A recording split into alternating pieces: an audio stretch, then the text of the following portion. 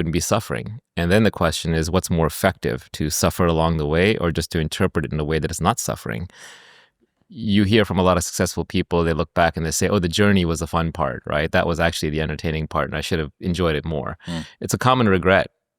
There's a little thought exercise I like to do, which is you can go back into your own life and try to put yourself in the exact position you were in 5 years ago, 10 years ago, 15 years ago, 20 years ago. And you try to remember, okay, who was I with? What was I doing? What was I feeling?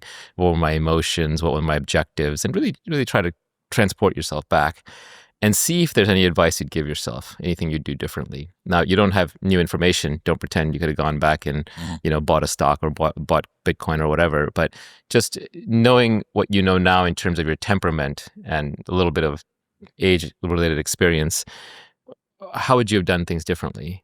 And I think it's a worthwhile exercise to do. So don't let me rob you of the conclusion. But I'll tell you, for me,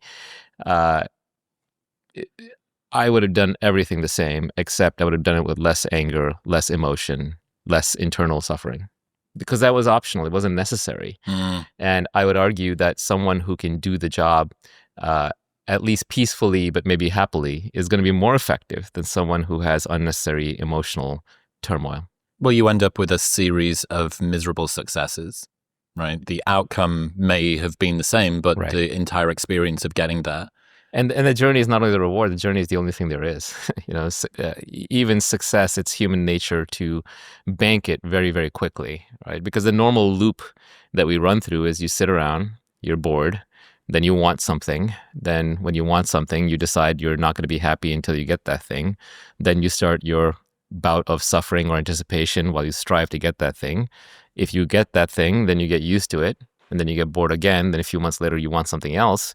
And if you don't get it, then you're unhappy for a bit. And then you get over it, and then you want something else, right? That's the normal cycle.